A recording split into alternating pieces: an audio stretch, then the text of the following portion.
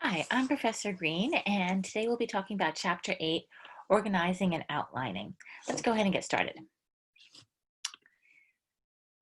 So we'll be talking about four main points here to this chapter. It's a heavy chapter. The first one we're going to talk about is, hold on, I clicked too quickly there, selecting a topic, selecting a relevant topic and formulating a purpose statement. Then we're going to go and talk about organizing.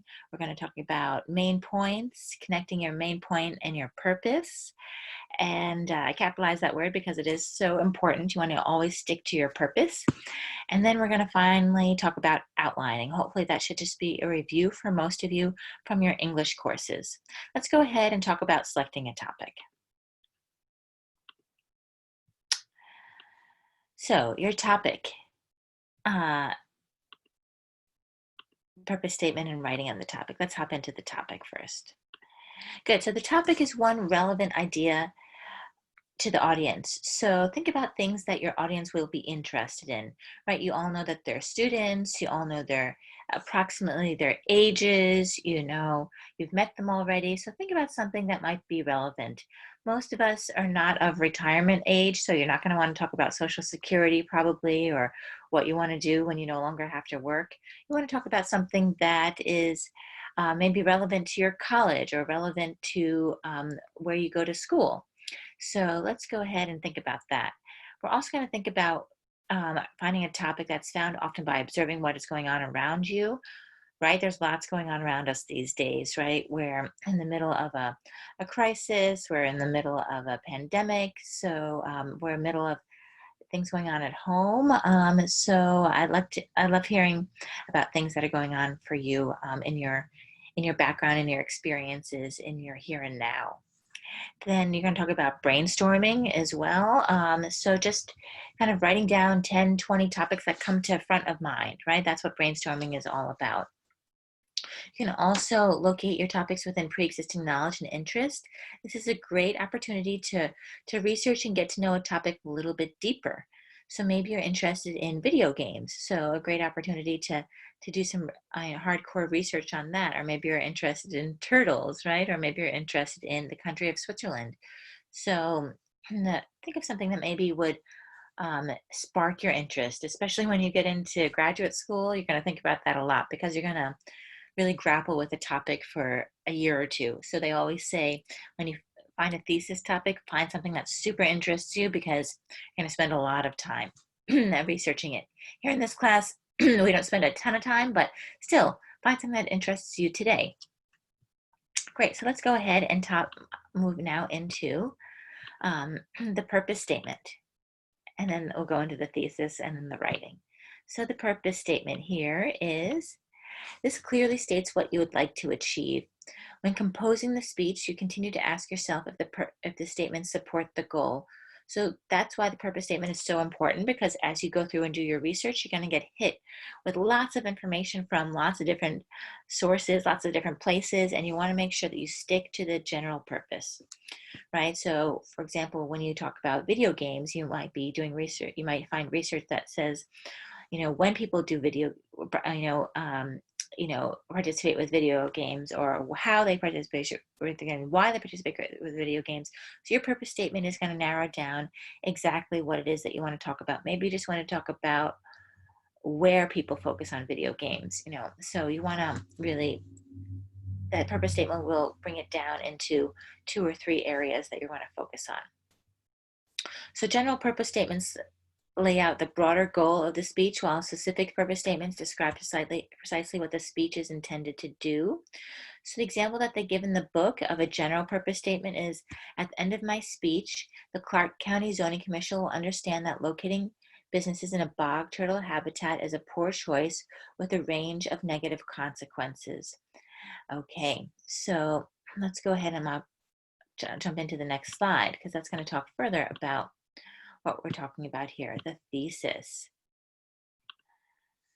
So purpose statements won't be verbatim, but be converted into a thesis statement. The thesis gives a preview of the entire speech, and it summarizes the speech. So here, the example that they give in the book here now is, bog turtle habitats are sensitive to a variety of activities, but land development is particularly harmful to unstable habitats. The Clark County Zoning Commission should protect bog turtle habitats by choosing to prohibit businesses from locating in these habitats, right? So really important to now focus in more detailed as to what it is that you want to talk about. And this previews, as we said, the entire speech and summarizes the speech. When I see the thesis, I often like to see those 2 to 7 main points that you'll be mentioning in the body of your speech. So we talked about the topic, the purpose statement, the thesis, and now we're going to talk about writing the body of the speech. This is time to elaborate on your facts, evidence, your examples, and your opinions, deciding on which elements are best for your purpose, right? Again, getting rid of information that you found in your research that you no longer think is relevant to your topic. Your main key points are key pieces of information and what the audience should remember, right? Typically, speech contains 2 to 7 main points, as I previously alluded to, and that is cited by Bauer here in 1990. The main points are supported by subpoints, right? Those subpoints are going to be facts, examples, and more of research that you're doing on your topic. Okay, let's now move into the next section, organizing your speech. How does it now all come together? So you're going to have a few organizational strategies from which to choose from. The first one is probably the most common, chronological, and in the chapter they spoke about Oprah Winfrey. So if you were doing a history of her life, you would talk about first when she was born, how she grew up, and then where her career is today. So that's taking it from numerically from the beginning of her life to the middle or towards the end of her life. Another way to organize your topic is topically. So again, if we're sticking with that Oprah Winfrey topic, so now you wouldn't do it from the beginning of her life, you would do it from topically. So maybe the magazine that she has started, and then you would talk about the show that she started, and then you would talk about the films that she's been in. So those are 3 different topics when we talk about Oprah Winfrey.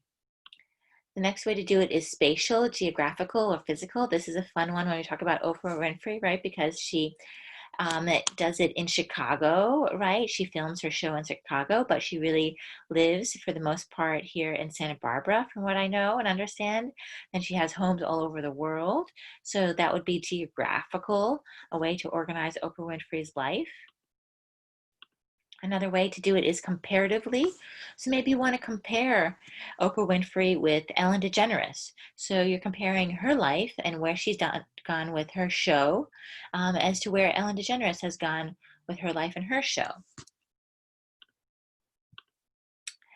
Problem solution. So, right, choosing one of the problems that Oprah Winfrey has had in her life and then choosing the solution that she has had for that. Let's say her weight gain, right? So talking about how her weight has moved throughout her career. She loses it and then she gains it back.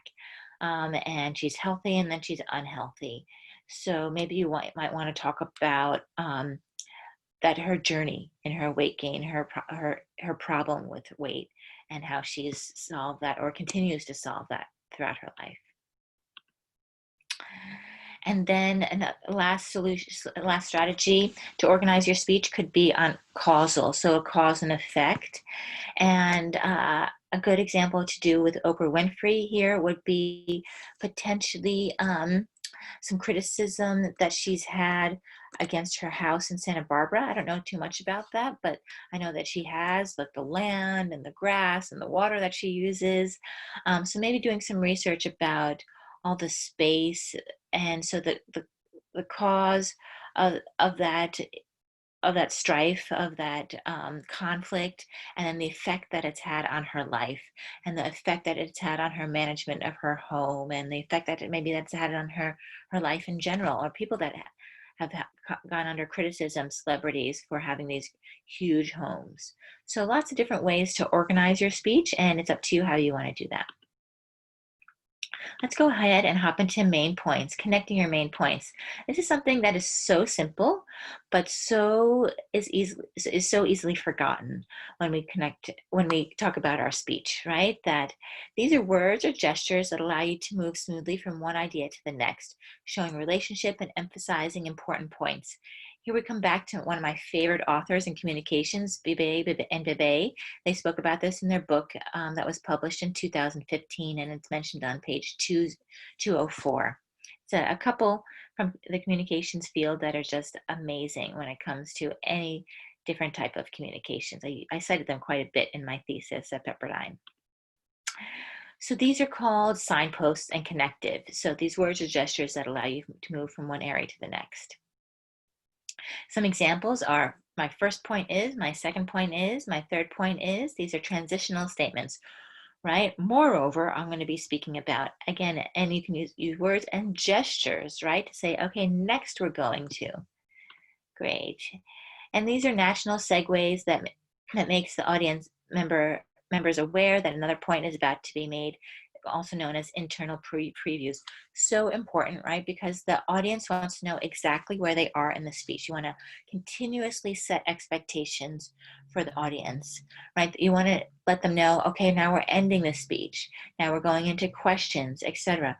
So they can then prepare their mind to either ask questions or say, okay, this is almost over. Maybe I need to focus on these last main points. Whatever it is, you want to let the audience know always where they are in the speech. So that's no pun intended, but that's why I do these preview slides. So you know exactly where I am in my lecture. You know that we've already gone through 3 sections of the lecture, and now we're going to go into that last section, the outlining, which I've already mentioned is hopefully the easiest part of this chapter for you, because you've probably done this in English classes or in other basic writing classes. So outlining your speech here. We want to go ahead and use our outline because it's important not to leave anything out and to stay on track. It helps us to create the main point and the subpoints. It's great for planning and delivery because then we can exactly see where the speech looks, how the speech looks, and then we can deliver that much easier from our outline. You're going to use your outline to actually deliver your speech, which we'll go through here. And we're going to talk about the outline types, the preparation outline and the speaking outline. So let's get into it. These outline structures, the typical structures are with Roman and Arabic numerals, including the title, purpose statement, and thesis, and they include transitional statements and including citations at the end. Great. So the 2 different types of outline types that we're going to go through in this course are, first, the full sentence outline. We're going to focus on finalizing the purpose and the thesis statement. We logically order the main points, and we're deciding where to put supporting material, where that's going to be included. And then our final draft includes always full sentences. So you expect to put a period at the end of each sentence in your outline. Then we're going to take that full sentence outline and we're just going to remove lots and lots of words, right? So your full sentence outline should be, if you think of that as 100%, your keyword outline is going to be like 20 to 30% of that. So we're going to use this as what's called our speaking outline. When we're delivering our speech, which include brief phrases or words or points, plus the supporting material, and of course your signposts, right? So your transition statements. And so, as we spoke about at the beginning of this course, we don't do any speeches that are read word for word. We use the extemporaneous style, right? And that's where this keyword outline comes into play. We're going to be able to just reference keywords that trigger the mind to speak onto those outlines. So as you can see, I use my slides here to trigger ideas to talk to you about in this course. So that ends our chapter on outlining. I want to see if there are any questions. Go ahead and put that in the in the discussion forum or email me your questions. I also am going to have a quiz after this chapter because outlining and organizing is just so important. All right, thank you for joining us here. I appreciate that, and I'm going to go ahead and stop the recording and stop sharing. Thanks for coming to Chapter 8, Organizing and Outlining. Again, I'm Professor Green, and this is Public Speaking.